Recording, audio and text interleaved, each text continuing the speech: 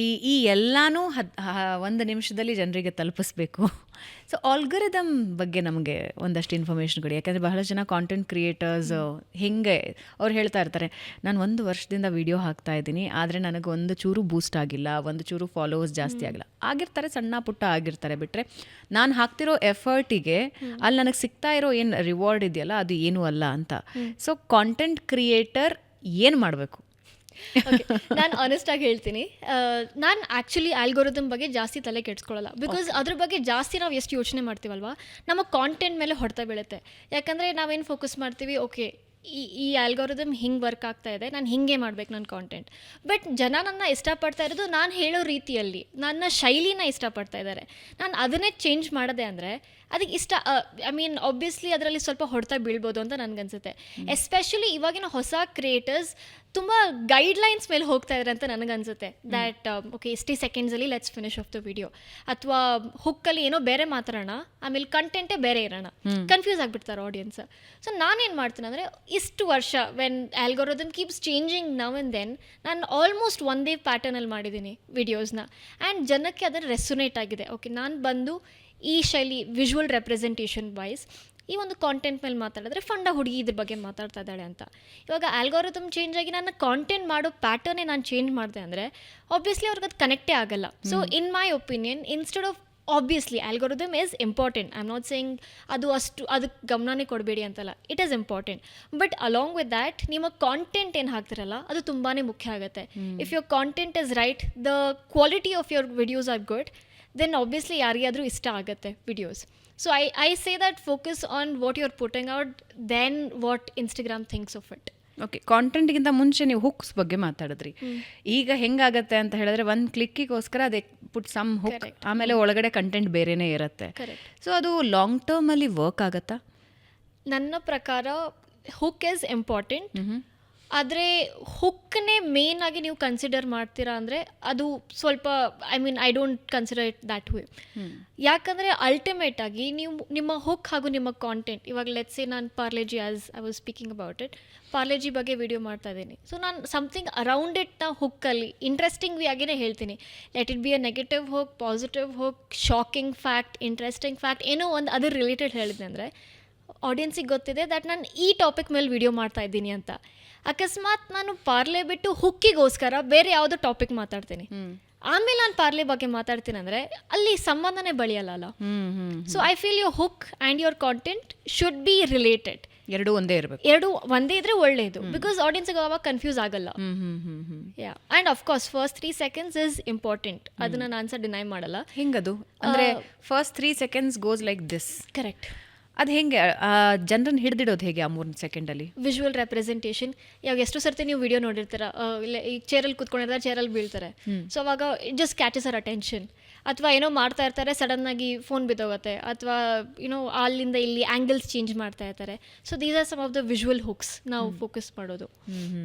3 seconds ಯಾಕೆ ಅಂದರೆ ಮೊದಲಿಗೆ ಜನ ಪೇಷನ್ಸ್ ಇತ್ತು ತುಂಬ ವಿಡಿಯೋ ನೋಡುವಷ್ಟು, ಆದರೆ ಇವಾಗ ಪೇಷನ್ಸ್ ಅನ್ನೋದೇ ಇಲ್ಲ. 60 ಸೆಕೆಂಡು ಇಲ್ಲ, 30-40 ಸೆಕೆಂಡ್ ಮ್ಯಾಕ್ಸಿಮಮ್ ಒಂದು ವಿಡಿಯೋ ನೋಡಿದ್ರೆ, ತುಂಬ ಇಂಟ್ರೆಸ್ಟಿಂಗ್ ಇದ್ದರೆ ಮಾತ್ರ ಫುಲ್ ವಿಡಿಯೋ ನೋಡ್ತಾರೆ. ಸೊ ಅದರಿಂದ 3 seconds rule is what we usually follow. So content wise ಹೆಂಗಿರಬೇಕು ಕಾಂಟೆಂಟ್? ನಿಮಗೆ ನಂಬರ್ ಆಫ್ ಕಾಂಟೆಂಟ್ಸ್, ಕೋಟ್ಯಾಂತರ ಕಾಂಟೆಂಟ್ಸ್ ಇದೆ.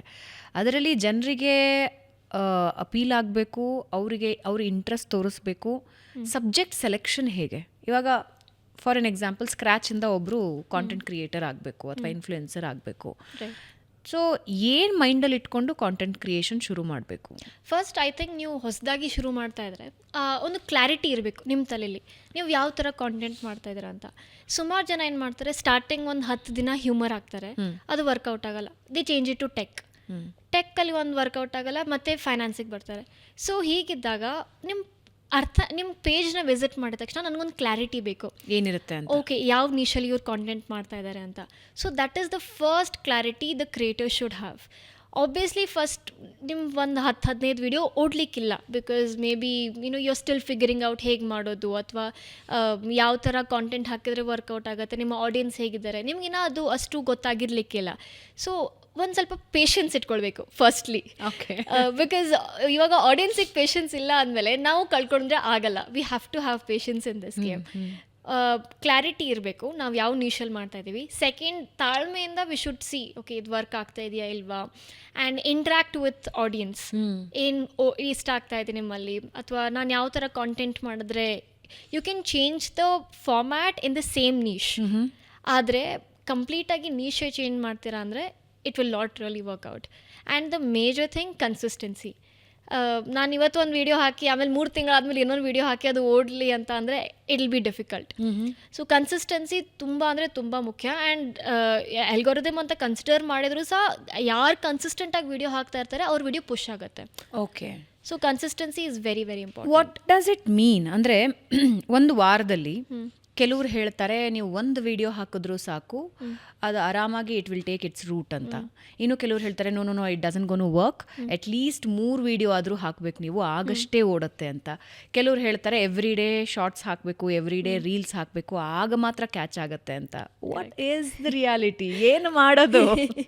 ಸೊ ಅಂದರೆ ಕನ್ಸಿಸ್ಟೆನ್ಸಿ ಅಂದರೆ ನನಗೆ ವಾರದಲ್ಲಿ 3 ವಿಡಿಯೋ, ನೆಕ್ಸ್ಟ್ ವಾರ 3 ವಿಡಿಯೋ ಹಾಕೋದು, ಅದರ ನೆಕ್ಸ್ಟ್ ವಾರ 3 ವಿಡಿಯೋಸ್ ಆಲ್ಸೋ ಕನ್ಸಿಸ್ಟೆನ್ಸಿ. ಇವತ್ತು ನಾನು 2 ವಿಡಿಯೋ ಹಾಕಿ ನೆಕ್ಸ್ಟ್ ವಾರ 2 ವಿಡಿಯೋ ಹಾಕಿದ್ರು ಅದು ಕನ್ಸಿಸ್ಟೆನ್ಸಿನೇ. ಆ ಒಂದು ಪ್ಯಾಟರ್ನ್ ಏನಿದೆಯಲ್ಲ ದಟ್ ಈ ವಾರ ನಾನು ಎಷ್ಟು ವಿಡಿಯೋಸ್ ಹಾಕ್ತೀನಿ, ಫಾಲೋ ದ್ಯಾಟ್. ಇವತ್ತು ಒಂದೇ ದಿವಸದಲ್ಲಿ ನಾನು 3 ವಿಡಿಯೋ ಹಾಕ್ತೀನಿ, ಆಮೇಲೆ ಮುಂದೆ ಇನ್ನೊಂದು 4 ವಾರ ನಾನು ಬರೋದೇ ಇಲ್ಲ, ಅದು ಕನ್ಸಿಸ್ಟೆನ್ಸಿ ಪ್ಯಾಟರ್ನ್ ಬ್ರೇಕ್ ಆಯ್ತಲ್ಲಿ. So whatever you doing in 1 day ಅಥವಾ 1 ವೀಕ್ ಅದನ್ನು ಕಂಟಿನ್ಯೂಸ್ ಆಗಿ ಮಾಡ್ತಾ ಹೋಗಿ, that is consistency, that's it. ಅಂದರೆ ಜನರಿಗೆ ಗೊತ್ತಾಗ್ಬೇಕು ನಾನು ಇದ್ದೀನಿ ಅಂತ. ಆ್ಯಂಡ್ ಇವಾಗ ಇನ್ಸ್ಟಾಗ್ರಾಮಲ್ಲಿ ಹೆಂಗಾಗಿದೆ ಅಂದರೆ ಎಷ್ಟೊಂದು ಜನ ಕ್ರಿಯೇಟರ್ಸ್ ಬಂದಿದ್ದಾರೆ, ಯಾರು ನೋಡ್ತೀವಿ ಅವರೆಲ್ಲ ಕ್ರಿಯೇಟರ್ ಅಂತ ಹೇಳ್ತಾ ಇದ್ದಾರೆ. ಸೊ ಹಂಗಿದ್ದಾಗ ನಿಮ್ಮ ಆಡಿಯನ್ಸ್ ತಲೆಯಲ್ಲಿ ನಿಮ್ಮ ಮುಖ ಪ್ರಿಂಟ್ ಆಗೋದು ತುಂಬ ಮುಖ್ಯ. That is the main point here. ಯಾಕಂದರೆ ಅಕಸ್ಮಾತ್ ನಿಮ್ಮ ಅವ್ರ ಫೀಡಲ್ಲಿ ನಿಮ್ಮ ವಿಡಿಯೋಸ್ ಬರ್ತಾ ಇತ್ತಂದರೆ ಅವ್ರಿಗೆ ನೆನಪಿರುತ್ತೆ ನೀವು ಯಾರು ಅಂತ. ಅಕಸ್ಮಾತ್ ಅದು ಬರಬೇಕಾದ್ರೆ ಕನ್ಸಿಸ್ಟೆನ್ಸಿ ಇರಬೇಕು ಅಷ್ಟೇ. ಯಾಕಂದರೆ ನನ್ನ ವಿಡಿಯೋಲೇ ಇವತ್ತು 1000 ಕ್ರಿಯೇಟರ್ಸ್ ಬರ್ತಾರೆ ಇವತ್ತು. ಇವಾಗ ನಾನು ನಿಮ್ಮ ನೆನ್ಪಿಟ್ಕೊಳ್ಬೇಕಂದ್ರೆ you should come again in my feed, only then I will remember. Okay. Yeah. ಆದರೆ ಕೆಲವೊಬ್ರು ಹೇಳೋದು, ಕೆಲವೊಬ್ರು 1 ವಾರಕ್ಕೆ 1 ವಿಡಿಯೋ ಹಾಕಿದ್ರು ಅದು ತುಂಬ ಚೆನ್ನಾಗಿ ಓಡುತ್ತೆ, ಕೆಲವರು ಎವ್ರಿ ಡೇ ಹಾಕಿದ್ರು ಅವ್ರ ವಿಡಿಯೋಸ್ಗೆ ಅಷ್ಟು ವ್ಯೂಸ್ ಬರಲ್ಲ ಅಂತ. ಇದೇನು logic? Depends on the niche ನನ್ನ ಪ್ರಕಾರ. ಅಂದರೆ ಅಗೇನ್ ಇವಾಗ ಫಾರ್ ಎಕ್ಸಾಂಪಲ್ ನಾನು ಯಾವುದೋ ಕರೆಂಟ್ ಅಫೇರ್ಸ್ ಮೇಲೆ ವೀಡಿಯೋ ಮಾಡ್ತಾ ಇದ್ದೀನಿ. ಸೊ ನನ್ನ ಬಯೋ ನಾನು ಹಾಕಿದಿಂದ ನಾನು ಕರೆಂಟ್ ಅಫೇರ್ಸ್ ಮೇಲೆ ವೀಡಿಯೋ ಮಾಡ್ತಾ ಇದ್ದೀನಿ. In that case they expect me to update every day ಏನು ನಡೀತಾ ಇದೆ ಜಗತ್ತಿನಲ್ಲಿ ಅಂತ. ಓಕೆ. ಸೊ ಹಂಗಿದ್ದಾಗ ದಿನ ಕಾಂಟೆಂಟ್ ಹಾಕೋದು make sense.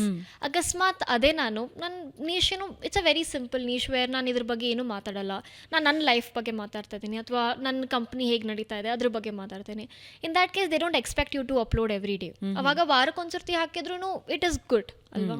So depends on the niche you are picking there again.